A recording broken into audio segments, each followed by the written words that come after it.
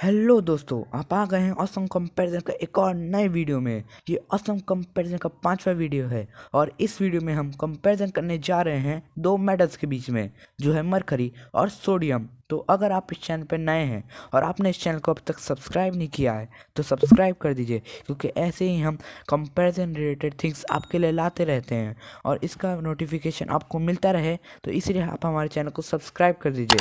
तो चलिए वीडियो शुरू करते हैं। तो चलिए, पहले हम बात करने वाले हैं मरकरी की।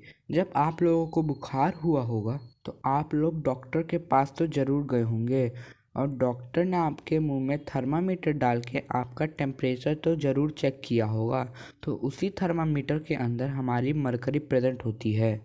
अगर हम मरकरी की सिंबल की बात करें तो वो होता है Hg, और उसके एटॉमिक नंबर की बात करें तो वो होता है 80। अगर हम अगले पॉइंट की बात करें तो मरकरी को क्विक सिल्वर के नाम से भी जाना जाता है और उसे पहले हाइड्रा जाइरम के नाम से भी जाना जाता था। अगर हम अगले पॉइंट की बात करें तो जो हमारी मरकरी है वो हैवी और सिल्वरी कलर की होती है, और जो हमारी मरकरी है वो एक डी ब्लॉक एलिमेंट है। डी ब्लॉक एलिमेंट का मतलब ये है कि आपने पीरियोडिक टेबल तो ज़रूर देखा होगा। तो जो हमारा पीरियोडिक टेबल है वो 4 ब्लॉक्स में बटा हुआ है, एस, पी, डी और एफ ब्लॉक। तो डी ब्लॉक के अंदर 12th ग्रुप और 6th पीरियड में हमारी मरकरी होती है। जब हमारा वीडियो ख़त्म हो जाए तो इसको आप ज़रूर देखिएगा। अगर हम अगले पॉइंट की बात करें तो जैसा कि आपको पता है, मरकरी एक मेटल है और मेटल जनरली सॉलिड स्टेट में होता है, पर यहाँ पर एक्सेप्शनल केस है जिसके कारण जो हमारे मरकरी है वो एक लिक्विड स्टेट में प्रेजेंट है। अगर हम अगले पॉइंट की बात करें तो जो मरकरी है वो एक पुअर कंडक्टर ऑफ हीट है, पर फेयर कंडक्टर ऑफ इलेक्ट्रिसिटी भी है। अगर हम मरकरी की फ्रीजिंग या हम कहें मेल्टिंग पॉइंट की बात करें तो वो होता है -38.83 डिग्री सेल्सियस, और उसके बॉइलिंग पॉइंट की बात करें तो वो होता है 356.73 डिग्री सेल्सियस। अगर हम मरकरी की केमिकल प्रॉपर्टीज़ की बात करें तो जो मरकरी है वो बहुत सारे एसिड के साथ रिएक्ट नहीं करती है, जैसे डाइल्यूट सल्फ्यूरिक एसिड। अगर हम अगले पॉइंट की बात करें तो इस पॉइंट में हम मरकरी का यूज़ बताने वाले हैं कि वो किस किस इंस्ट्रूमेंट में यूज़ होता है। जो हमारा फर्स्ट इंस्ट्रूमेंट है वो है थर्मोमीटर। थर्मोमीटर के बारे में मैंने आपको इंट्रोडक्शन में ही बता दिया था। जो हमारा सेकंड इंस्ट्रूमेंट है उस इंस्ट्रूमेंट का नाम है बैरोमीटर। बैरोमीटर का यूज़ एयर के प्रेशर को मेज़र करने में किया जाता है और ये वेदर के चेंजेस को भी इंडिकेट्स करने में हेल्प करता है।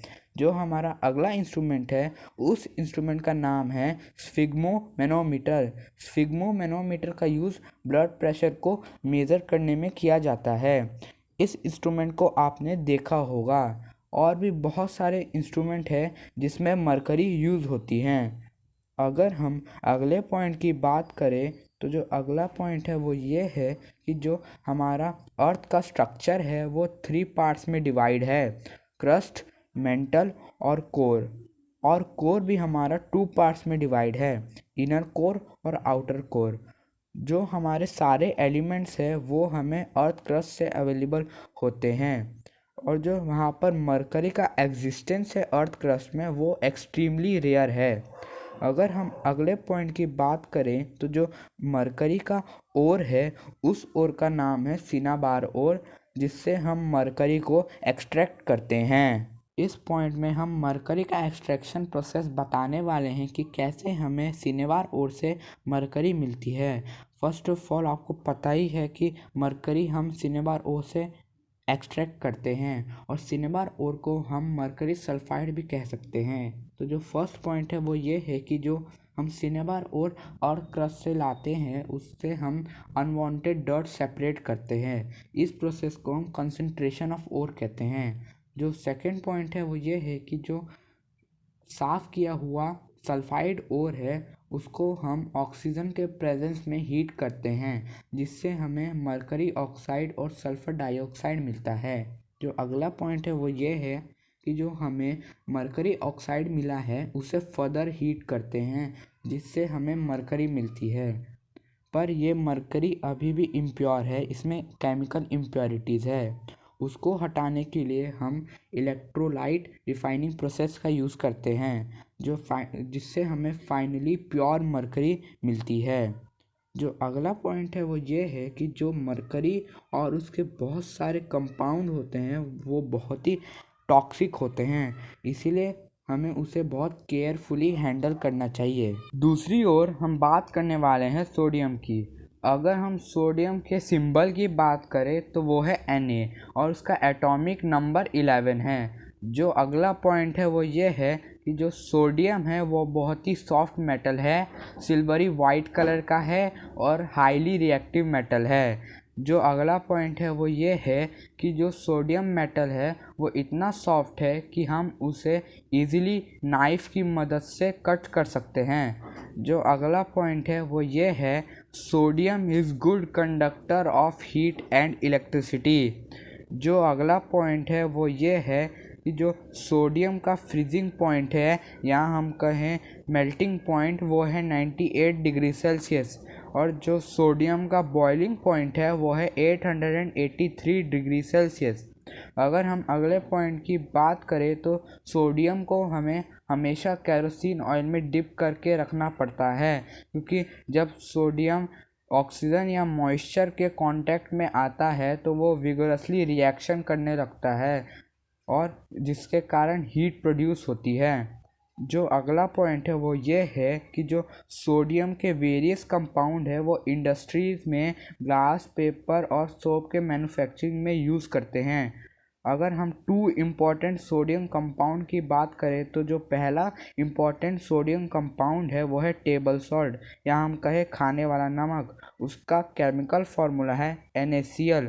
और जो दूसरा इम्पॉर्टेंट सोडियम कंपाउंड है वो है बेकिंग सोडा, जिसका केमिकल फार्मूला है NaHCO3। उसको हम केक्स और इडली बनाने में भी यूज़ करते हैं। अगला पॉइंट ये है कि अगर हम सोडियम की एग्जिस्टेंस की बात करें अर्थ क्रस्ट में, तो सोडियम 2.2% अर्थ क्रस्ट में प्रेजेंट है, जो इसे 7वां मोस्ट अबंडेंट एलिमेंट बना देता है। इसका मतलब ये हुआ कि वो 7वां सबसे ज़्यादा पाया जाने वाला एलिमेंट है अर्थ में, और एल्यूमिनियम, आयरन, कैल्शियम और मैग्नीशियम के बाद सोडियम 5वां सबसे ज़्यादा पाया जाने वाला मेटल है।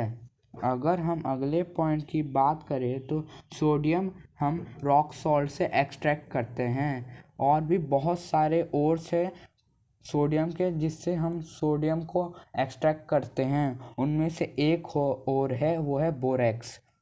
इस पॉइंट में हम बात करने वाले हैं एक्सट्रैक्शन ऑफ सोडियम की। जैसे कि हमें पता है सोडियम एक हाई रिएक्टिव मेटल है, तो इससे हमें रॉक सॉल्ट से एक्सट्रैक्ट करने के लिए इलेक्ट्रोलाइटिक रिडक्शन प्रोसेस यूज़ करना पड़ता है। इस प्रोसेस में ये होता है कि हम इलेक्ट्रिक करंट को ओर से पास करते हैं, जिससे हमें प्योर मेटल मिल जाता है। तो गाइस, आज के लिए बस इतना ही। मिलते हैं अगले वीडियो में। अगर आपने इस चैनल को अब तक सब्सक्राइब नहीं किया है तो सब्सक्राइब कर दीजिए। Goodbye, have a nice day.